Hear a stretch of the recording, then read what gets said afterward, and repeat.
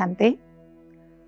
ETV live ఆధ్యాత్మిక channel ప్రేక్షకులందరికీ స్వాగతం.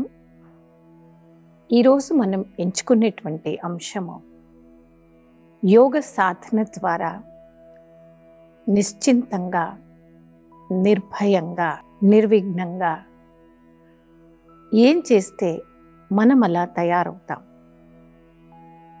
నిశ్చింత స్థితి,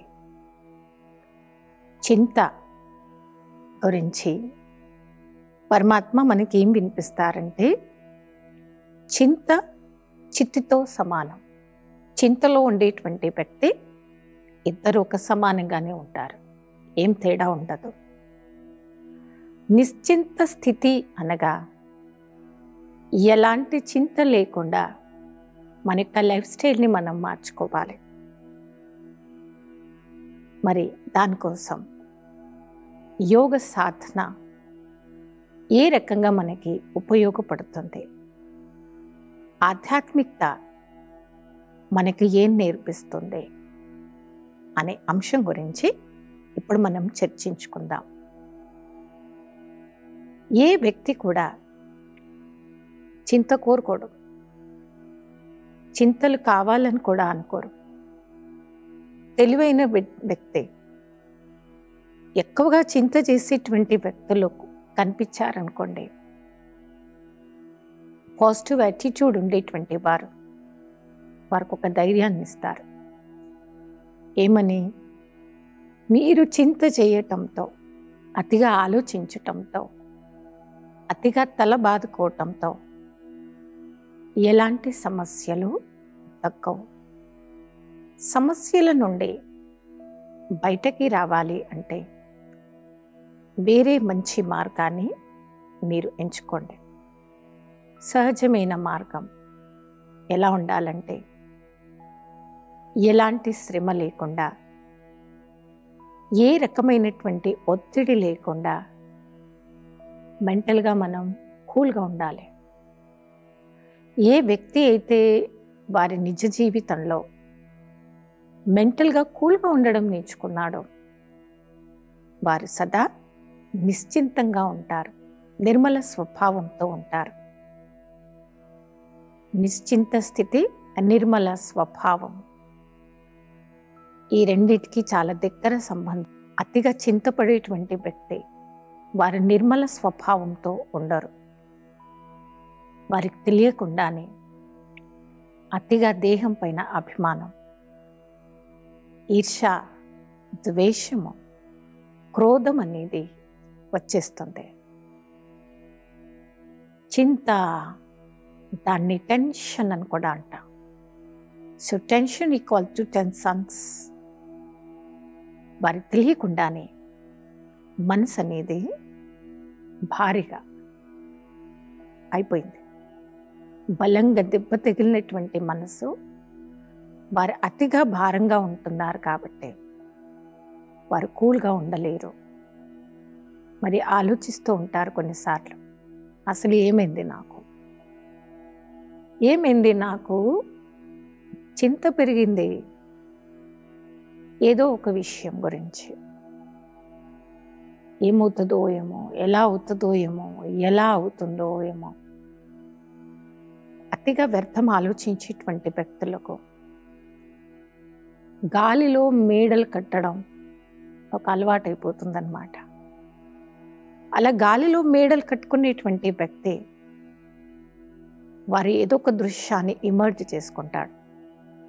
అది నేను చేస్తున్నాను, ఏం చేస్తున్నానో దాని పరిణామ స్వరూపం ఇది అలాగే ఉండాలి, అలాగే రావాలి, అలాగే కుదరాలి, అది అలాగే ఉండాలి, అలాగే రావాలి, అలాగే కుదరాలి అని ఒక ఫీలింగ్ని వారు మనస్సులో, వారు ఊహా చిత్రాన్ని, ఆ యొక్క చిత్రపటాన్ని తయారు చేసుకుంటారు. అలా ఊహా చిత్రాన్ని, ఆ యొక్క పటాన్ని వారు తలుచుకున్నట్టుగానే, వారు అనుకున్నట్టుగానే, ఏదనుకున్నారో అదే, ఏం కావాలో అదే కావాలి, అదే జరగాలి అనేటువంటి ఫీలింగ్లో బ్రతికేటువంటి మనిషికి అనుకుంది అనుకున్నట్టు జరగలేదు. వారు ఊహించుకుంది ఊహించుకున్నట్టే కాలేదు, వేరే జరిగింది. అప్పుడే ఆ నిశ్చింత స్థితి పోయి చంచల స్వభావం, తెలియనిటువంటి స్ట్రెస్, ఈగో ఫీలింగ్స్ అతిగా వారిలో పెరిగిపోతుంటాయి.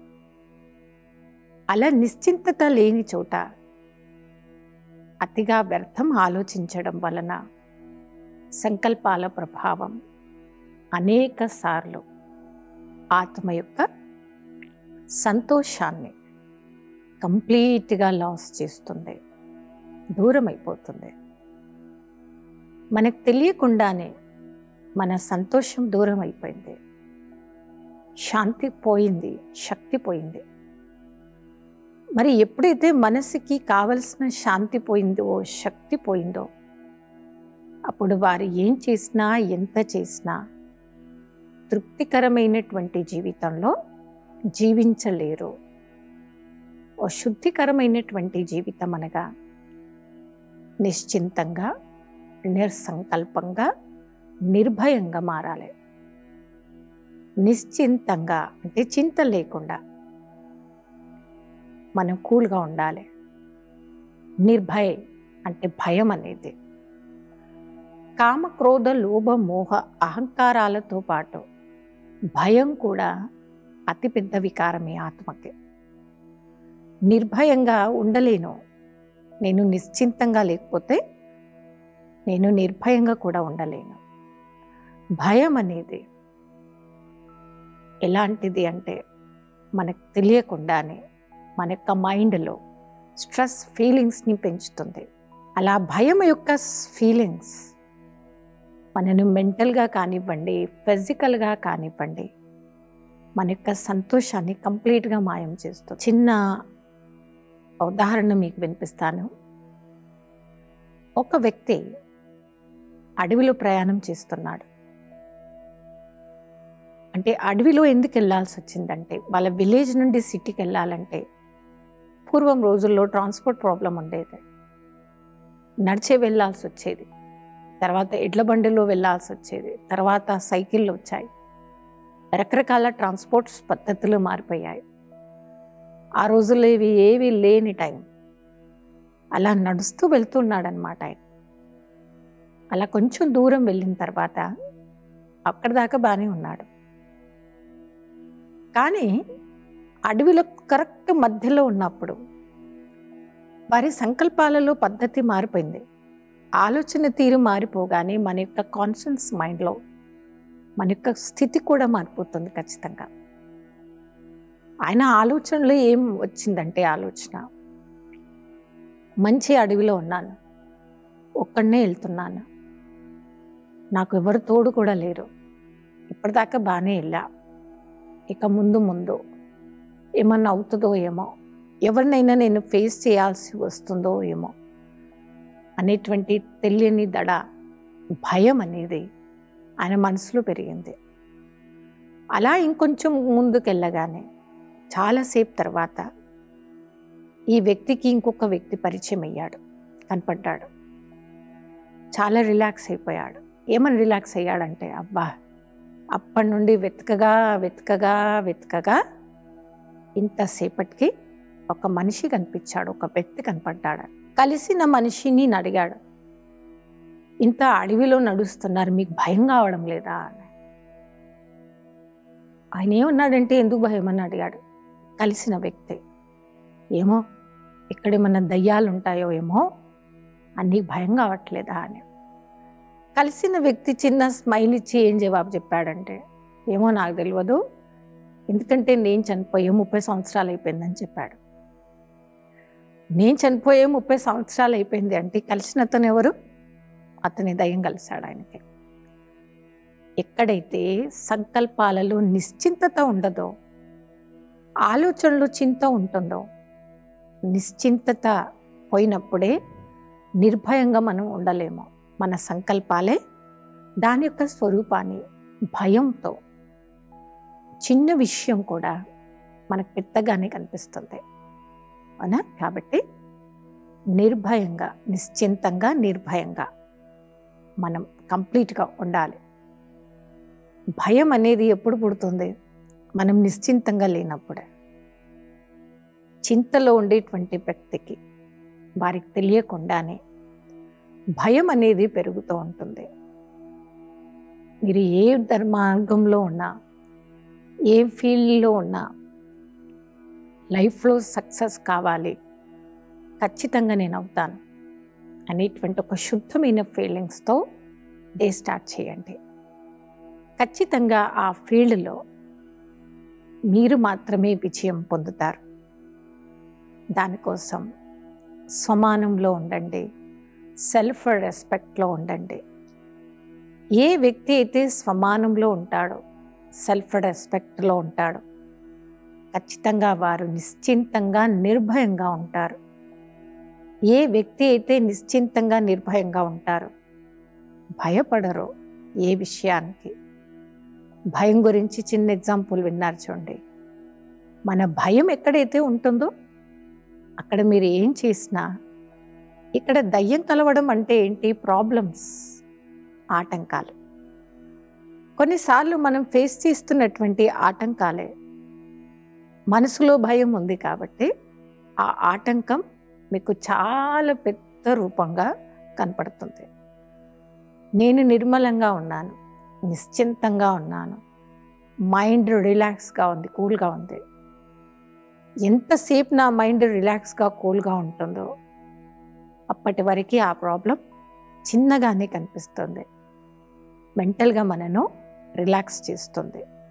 మనం హాయిగా ఉంటూ ఇతరులను కూడా ఆ విధంగా నిర్భయంగా మనం మార్చగలుగుతాం. ఆ విధంగా నిశ్చింతంగా, నిర్భయంగా ఉన్నప్పుడే మూడవ స్వరూపమే నిర్విఘ్నంగా మనం ఉండగలుగుతాం. అంటే విఘ్నాలు అంటే ప్రాబ్లమ్స్, భయం, ఆందోళనతో, టెన్షన్తో కొన్నిసార్లు మనకు తెలియకుండానే మనం ఏదో చేయాలనుకొని ఏదో చేస్తూ ఉంటాం, ఏదో చెప్పాలనుకొని ఏదో చెప్పేస్తూ ఉంటాం. ఇంటర్నల్గా మన ఇంటెన్షన్ ఏదో ఉన్నా మన వ్యవహార జీవితంలో అంటే పలకడంలో భయ ఆందోళనతో నింపుకున్నటువంటి ఆ స్ట్రెస్ ఫీలింగ్స్తో ఎదుటి ఆత్మతో కానివ్వండి, పరమాత్మతో కానివ్వండి, మనం మెంటల్గా రిలాక్స్గా ఉండలేకపోతుంటాం. అవునా? కాబట్టి ముందుగా ఆధ్యాత్మిక చింతన చేస్తూ మన యొక్క మైండ్ని కంప్లీట్గా కూల్గా పెట్టుకోవాలి. నిత్యం మెడిటేషన్ చేయండి. రెగ్యులర్గా సత్సాంగత్యంలో సమయం తీయండి. మెడిటేషన్ చేస్తూ సత్సాంగత్యంలో మీ యొక్క సమయాన్ని తీస్తూ కంప్లీట్గా మనసుని ఏం చేస్తే శుద్ధిగా పెట్టుకోవచ్చు, దానికోసం ఆచరణ వైపు అటెన్షన్ ఇవ్వండి. అప్పుడు ఖచ్చితంగా మీరు నిశ్చింతంగా ఉంటారు. ఏ వ్యక్తి అయితే నిశ్చింతంగా ఉంటారో వారు ఖచ్చితంగా నిర్భయంగా ఉంటారు, భయపడరు. భయం ఎలాంటి విషయాలు మనకు ఉండొద్దు, ఏ విషయంలో భయం ఉండాలి, ఇది కూడా తేడా ఉంటుంది. ఇద్దరు వ్యక్తుల మధ్య గొడవ అయిపోయింది. సంవత్సరాల నుంచి వారి ఇద్దరి మధ్య ఆ యొక్క గొడవలు నడుస్తూనే ఉన్నాయి, పెరుగుతూనే ఉన్నాయి. రివెంజ్ తీసుకోవాలని అనుకుంటున్నారు ఇద్దరు వ్యక్తుల్లో ఒక వ్యక్తి. అలా రివెంజ్ తీసుకోవాలనుకున్నప్పుడు మరి ఏం చేస్తుంటారు? ఎవరి ద్వారానైనా అలాంటి భ్రష్ట కర్మలు, భ్రష్టమైన పనులు చేయించి ఆ మనిషి పైన రివెంజ్ తీసుకుంటూ ఉంటారు. నేడు సమాజంలో ఇలాంటి కేసెస్ మనం ఎన్నో చూస్తున్నాం, వింటూ ఉన్నాం. వారిలో నింపినటువంటి క్రోధము, ఆవేశం, రివెంజ్ తీసుకోవాలనేటువంటి రాంగ్ ఇంటెన్షన్తో ఎదుటి వ్యక్తితో తప్పుడు కర్మలు చేయిస్తూ ఉంటారు. లైక్ గొడవలు పెట్టుకోవడం, లేదా హత్య చేయడం, భ్రష్ట కర్మలు చేయడం, వారి యొక్క హెల్ప్ అవుతున్నటువంటి వారి యొక్క సపోర్ట్ అని కట్ చేయడం, ఆ మనిషిని అన్ని రకాలుగా ఏ మనిషి వారికి హెల్ప్ చేయనీయకుండా ప్రాబ్లంని క్రియేట్ చేయడం, ఇలాంటి భ్రష్ట కర్మలు చేయిస్తూ ఉంటారు ఇతరులకి. మనం భయం ఎప్పుడు పడాలి?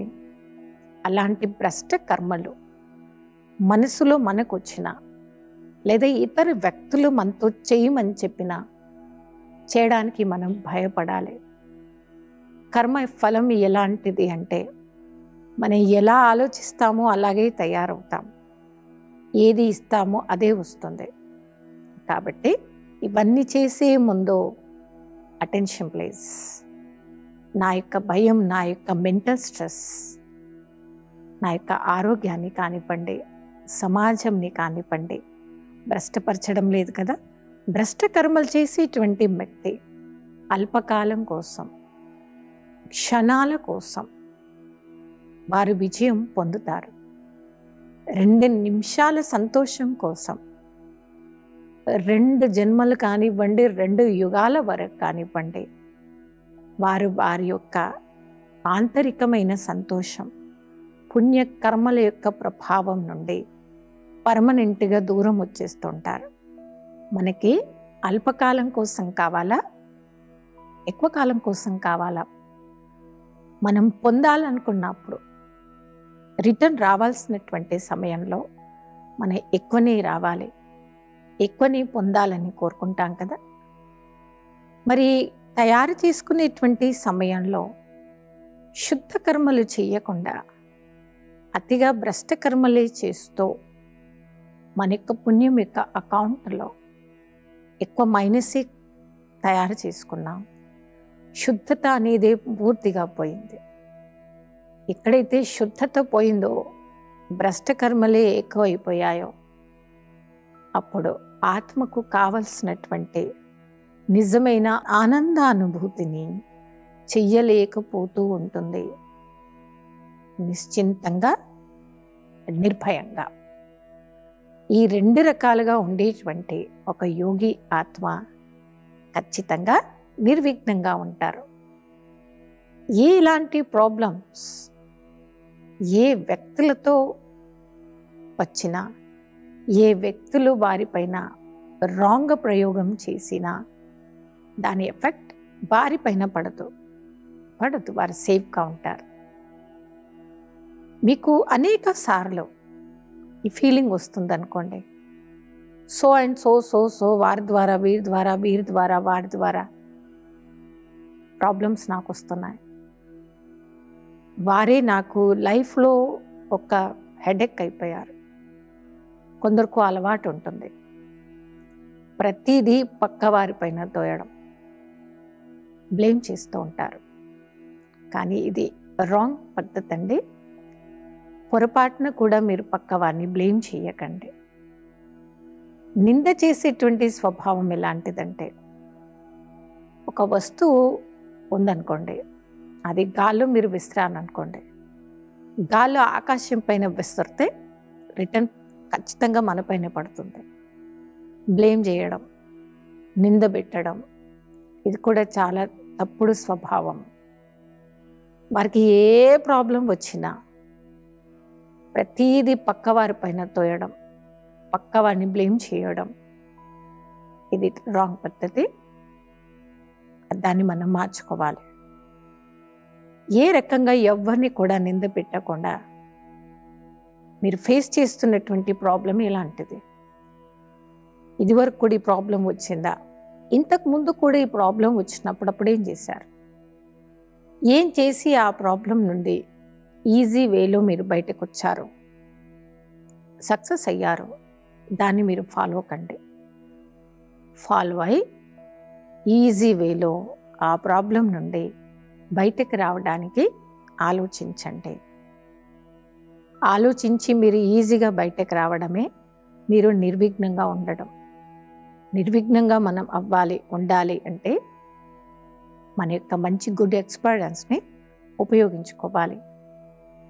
రెండవది చేయాల్సింది, పొరపాటున కూడా మనం పక్కవారిని బ్లేమ్ చేయొద్దు. ఆ టైంలో కొందరికి అలవాటు ఉంటుంది, ప్రతిదాన్ని పక్కవారిపైన తోసేయడం, నింద పెట్టడం, ఈ రెండు మనం మానుకున్నప్పుడే మనం నిర్విఘ్నంగా ఉంటాం. ఎలాంటి ప్రాబ్లం నుంచైనా ఈజీగా మనం బయటకు వస్తాం. అతిగా ఆలోచించేవారు, అతిగా స్ట్రెస్ ఫీల్ అయ్యేటువంటి వారు, క్రోధంతో, ఆవేశంతో ఇతర ఆత్మల్ని బ్లేమ్ చేయాలనేటువంటి ఒక రివెంజ్ ఫీలింగ్, క్రోధంతో నుండేటువంటి ఫీలింగ్స్తో, ఈర్ష్యతో మన మైండ్, మనస్సు అనేది పనిచేయదు. పని చేయనప్పుడు దాని యొక్క పరిణామ స్వరూపం మనలో ఈర్ష్యాద్వేషం అనేది పెరుగుతుంది.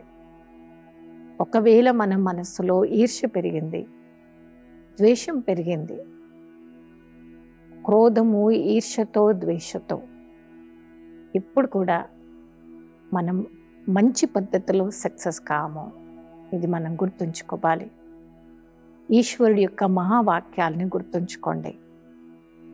పరమాత్మ మనకేం నేర్పించాడో, ఎవరైతే మిమ్మల్ని నింద పెడతారో వారే మీకు నిజమైన మిత్రువులో. ఒక మిత్రుడి గురించి, ఎదుటి మిత్రువు శుభమే కోరుకుంటాడు, మేలు జరగాలని కోరుకుంటాడు. ఆ వ్యక్తి మీ పైన నింద పెట్టాడు అంటే ఆ వ్యక్తిని మీరు గుడ్ ఫ్రెండ్ చేసుకోండి. ఆ వ్యక్తిని మీరు ఎప్పుడైతే గుడ్ ఫ్రెండ్గా చేసుకుంటారో వారు పెట్టినటువంటి ఆ నింద మీకు చిన్నగా అనిపిస్తుంది, మీరు కూల్గా ఉంటారు, దాన్ని ఈజీగా తీసుకుంటారు, హ్యాపీగా ఉంటారు. మనం ఈజీగా తీసుకోవాలి, కూల్గా ఉండాలి, హ్యాపీగా ఉండాలి. ఇలా ఉన్నారంటేనే దాన్ని అంటారు మీరు నిర్విఘ్నంగా ఉన్నారని. ఓకే, నిర్విఘ్నంగా ఉంటేనే ఈ యొక్క ఆధ్యాత్మిక క్షేత్రంలో మీరు ఎన్నో అడుగులు ముందుకు వేస్తారు, ఎన్నో విజయాలను సాధిస్తారు. కాబట్టి నిశ్చింతంగా, నిర్భయంగా, నిర్విఘ్నంగా ఏం అవ్వాలి అంటే ఏమేం చెయ్యాలి, దానికోసం మీరు ఎన్నో విషయాలను ఈరోజు ఎపిసోడ్లో తెలుసుకున్నారు.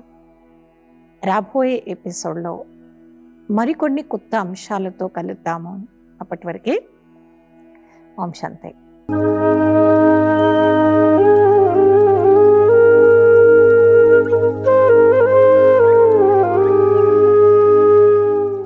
ఈ కార్యక్రమాన్ని తిరిగి చూడాలనుకుంటే www.youtube.com/@ETV Life Spiritual లో చూడవచ్చు.